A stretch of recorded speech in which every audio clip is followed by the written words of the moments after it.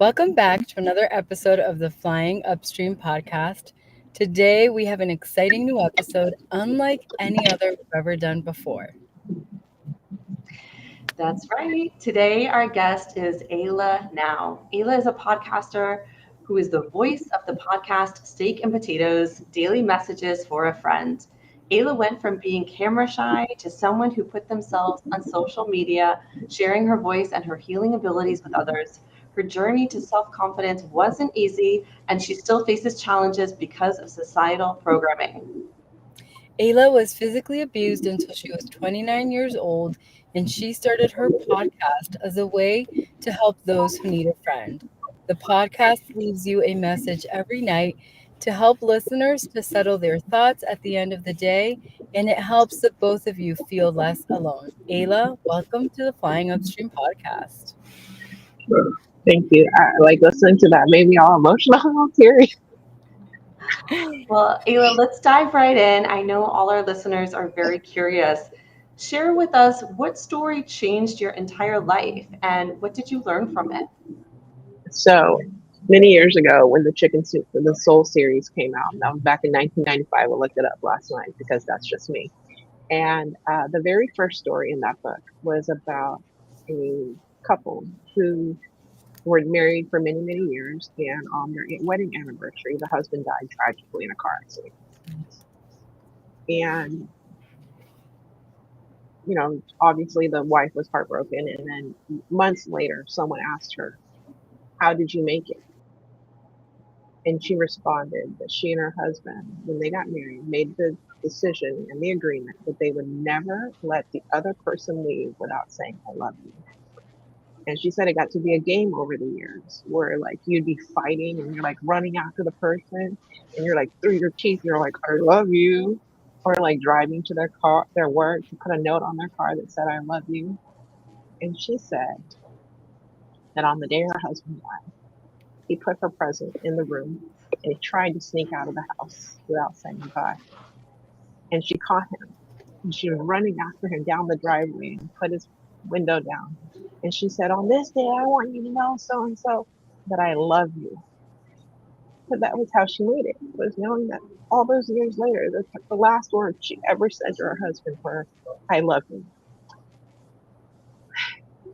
And sorry, to me, I grew up in a family that wasn't like that at all. They're still not like that.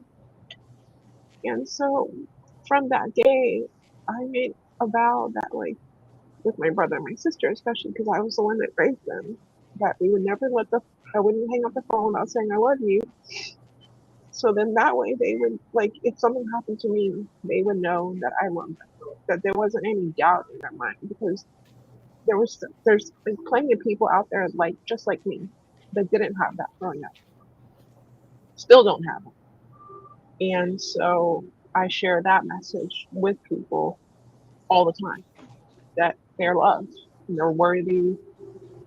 And that's kind of been my lesson in everything that I'm doing. I love that. How did you go from being able, so taking that story, which was obviously extremely, emotional and impactful for you, how were you able to talk yourself through from being in that situation and coming from a family where you didn't experience that to then being able to share that and put that into place with your own siblings to then to the point where you decided that you were going to share that with the world on a podcast? What took Uh, you there? so I think everyone starts on this journey of like self love and saying things. And I think at the end of 2019, I decided, actually the end 2019 came, and I was really, when I was on my big, like, that was my very first affirmation, was "I am enough," was my very first affirmation. It was like the one I say it all the time. And in 2019 was the year that I turned 40. And I called my mom like 2 weeks before my birthday, and I'm just like, "Hey, are we having dinner on this day?" And she's like, "Why? Does it have to be that day? What's the big deal? It's just a birthday." And I'm here like, I'm your firstborn, it's 40, like I'm calling you 2 weeks in advance, like all these thoughts in my head. And that's when I realized I don't matter to you at 40. When am I ever going to? And I moved.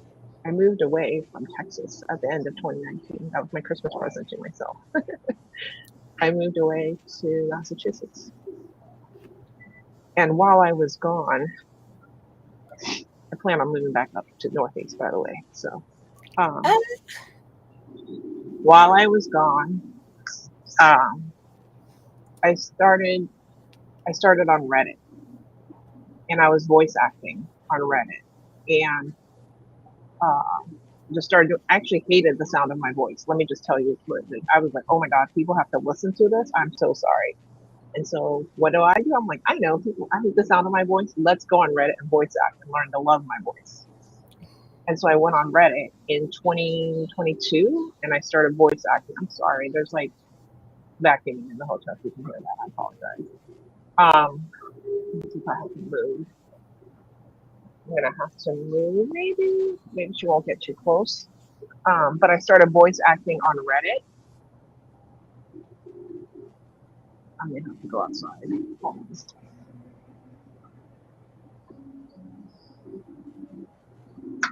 Oh no.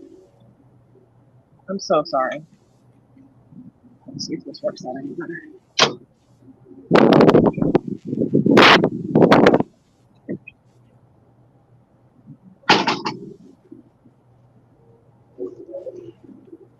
No.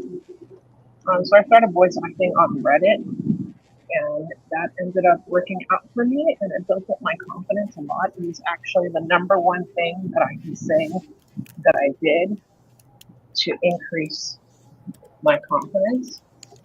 And from there is when I started.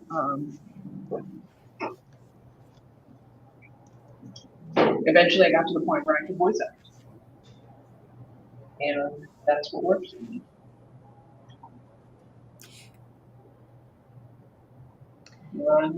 So I'm so sorry. But I started to voice act, and then eventually I decided to share my story, regardless of whatever hindrances came my way. If there's vacuuming, you can't control everything. And learning to let go of the need to control everything and say, what happens is what's meant to be. And we all want to have like a perfectly quiet studio and everything like that. But when we can't, we go and we adapt and we move on. So Ayla, I want to kind of continue on that thread for a minute. The concept of letting go of the things you cannot control and understanding that while this is true, there is some balance to it. And I'm curious to know your experience with that, because we can't just sit at home all day and expect money and food to show up, right? We need to do some things, right? But at the same time, to your point, you can't control every single aspect of your whole life. That will get you nowhere and just be frustrating. And we know that's just not realistic anyway. I'm curious to know, what has been your journey specifically with that lesson? Was it something you had to learn over and over before you got it? Did you just embrace it? And what little mini lessons did you learn kind of along the way in that journey? I am a recovering control freak and recovering people pleaser. Okay, so let's just get that straight. And I used to freak out when things would not happen. I'm like, but this is what I had planned. What is it doing? And I would get so upset. And then, in my family, I kind of am the person. I was the person that took the blame for everything. So then I would be like, oh, it's my fault. It's because I'm an idiot. I didn't plan well enough. I didn't do this. Well, eventually, when you do that all the time, the universe wants you to learn a lesson. They'll make it happen. Where you're like taking the blame, and then finally you say, I'm tired of taking the blame. It's not always my fault. So then now when things happen and people say, hey, I'm like, okay, If it doesn't happen now, it will happen when it's supposed to. And when it generally, typically when I get the message or whatever it is that I'm supposed to receive, is exactly when I need it. Like if I didn't get money then and I get money later, that's exactly when I need it. It's all so that's like the way. So like I've been able to look at my lessons and say, oh, I didn't need it then, but I do need it now. And so having that happen to me enough times is what caused me to say, okay, let's let go. And now I freak out a lot less, and I just kind of like, okay, kind of, I'm more with going with the flow, and also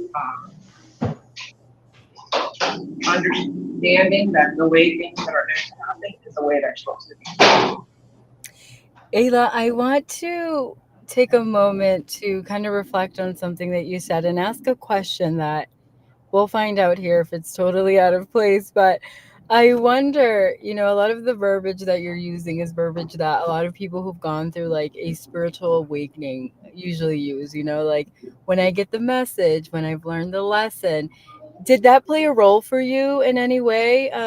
Was there any spiritual component to all of these lessons that allowed you to grow and get you to the place where you could create a podcast and deliver this message to others? Oh man, you know what? Can I just say that what I thought a spiritual awakening would be and what it is totally different. I thought it was gonna be like this moment and like the skies open up and you're like, oh, I get it now. It's not. It's not at all. It's just kind of like, oh, okay, cool. And that's lessons. And then, one of the things that people say that I used to get upset about is like, because Denzel is very famous for saying like, you fall down 9 times, you get up 10. And I'm like, cool, but there's no party for you on the 10th time that makes up for all the other 9. You're just now you're at the bottom of you're at the top of the hill. Now you get to coast to the bottom of the hill, and then you start the next hill, and you're like, I just hope there's enough for me at the top to get me really far up the next hill, you know, because it's like that. You wish that there was like this big celebration party, but there's not always, and you have to learn to like celebrate yourself in like different ways than you had previously. And for me, like, I, I'm not gonna lie, I've been on the limited budget, money map, whatever you want to call it, the past year. People are like, how do you celebrate? And I was like, I go to the store and I buy myself a 99-cent soda because that costs less than $1. Actually, for a long time, it was 89 cents. So it was like less than $1 a bag. But that's not like a steak dinner. It's something small that's tangible that I can do, and it doesn't have to be, but that was my special thing, was going to the store and getting like a little gas station soda. Made me happy. And my happiness and what everyone else's happiness is not the same. And that's okay too. Mm. I hope that answers your question. It did. It did. Thank you. That was beautiful. I love the analogy about the mountain because that's exactly how I feel that my spiritual awakening has gone and honestly how life goes these days. I Yeah. agree, and it seems that perhaps I'm reading a little bit into what you're saying, but perhaps your spiritual awakening has helped with what we were just talking about of letting go and not trying to control everything, knowing that there is some comfort that you're having some help, right? You're not alone, and that things will work out for you. Right. Yeah. On my podcast, I used to do this thing where I would edit, and I would sit down like once every 2 weeks and I would edit, put together the intro and the outro and blah, blah, blah, blah, blah. And then one day it glitched and the audio didn't upload. And I said, oh no. And so I was out and I was like, okay, so I just uploaded the audio straight from my phone with no intro and outro. And I thought, you know what? It's actually better that way. So now I record every night, and within about 15 minutes, it's uploaded, if not sooner. But I'm posting to like Reddit and to Spotify. And so I have to write my little like intro, like, because I don't summarize what the episode was about. I just write the first few sentences, like maybe a sentence or two. That's like not a whole lot. Just like this is what it's about, so you know which episode you listen to, so they don't all blend together. So if you want to go back, you can be like, oh yeah, she said she mentioned this, but that's all this on there. I love that. So, follow-up question for that, reflecting on the fact that you initially didn't like the sound of your voice, you wanted to change it, you went and did Reddit voiceovers, and now you have your own podcast and you have been a guest speaker on many other podcasts. How has that been part of your journey? That seems like a pretty big step to me. I was a podcast on other people's podcasts before, and then I thought, why would anyone want to hear what I have to say? And then I just was like, let me do this. And I started my podcast in July 1st of last year. And at the end of the year, I checked. There were 183 nights between July 1st and December 31st, and I had 180 episodes to finish out the year. So I did the math on that also, and I was at a 98% success rate. So I was pretty happy. Like every night, and I got so used to doing it that it's not a job. It's literally how I sit down at the end of the day and think about my thoughts and let me settle my thoughts. It helps me to go to sleep because otherwise I just have those thoughts like running everywhere. And I would think that like, oh, my thoughts have no value. What I say has no value. But the feedback, and I say feedback, but what people tell me about how it made them feel is that it made them feel empowered, that they could do it, and that it was a message of positivity. I will say there are days when it's not so positive, but I share all of that also because it's not all sunshine and rainbows and unicorn farts. Sometimes it's death and destruction all over the place is what it feels like. But that's real life. And to let people know that just because I didn't want to be someone that had a podcast that was like, look at me, I'm way up here, I'm at the top. It's like, no, I'm going through the same struggles and the challenges just like you are. And I want you to feel less alone. And if my sharing my story helps you, then I did my job. Yeah. That's amazing. And it is true. I think there are kind of two types of podcasters, and there's a type who's like here to tell you how it is, and this is how you should do it, this is how you should live your life, and all the things. And then, there are others who are like, hey, I'm having a human experience too. This is what mine looks like. I hope you can get something from this. And it sounds like that's the avenue that you've taken. And I wonder, what is one limiting belief that you had to give up in order to be able to best serve your listeners on your podcast? That I wasn't worth anything, that my voice didn't matter, that what I said didn't matter, because everything that you say and you do matters because you don't know whose life you affected that day. And in fact, until you are standing at the big pearly gates, you're probably never going to know. And like when I get to heaven, I can't wait to look back and watch that movie and be like, oh, I remember that person. Oh, I remember that person, and see how it affects them because you don't ever really know. You may get to know like a few people that tell you, but how it affected someone that day, like I'll tell you, like I got my car repo last year. No, in 23 I got my car repo, and I called the bank the next day, or the same. I called the bank the same day, and this guy answered, and he's in the bank. He's in the customer service department at the bank in the repo department. And I was like, hey, I just wanted to tell you something. And I gave him my message. And that was that I told him that I was so glad that he existed and that I was proud of him and that I loved him and that I hoped he never ever forgot somebody smiled because of him. And I told him and he answered back. And in my head, I thought, this guy sounds like he was about to unalive himself. And so I said, okay, my car got repoed. So then, I mean, there's many reasons it got repoed, but besides that, another reason was that so that I could share with this man the message that he needed to hear to somehow change his life. That was worth it. Made it all worth it. That's so beautiful. That's so beautiful that you, not only that you did that, but you had the courage to do it, even though it might seem unconventional, as they say, to just randomly tell somebody that. But so beautiful that you did, and seems like it was well received. So, well, Ayla, we are winding down here on our time together today, and we do have one last question for you. We like to save the best for last.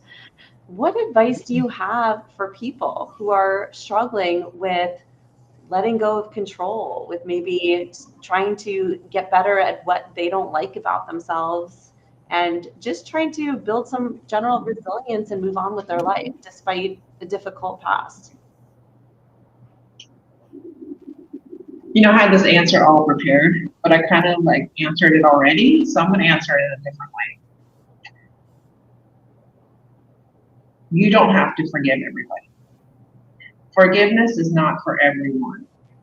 I saw this yesterday, and forgiveness is not for everyone. Do not forgive someone because society says you should forgive them because they're your blah, blah, blah, blah, blah.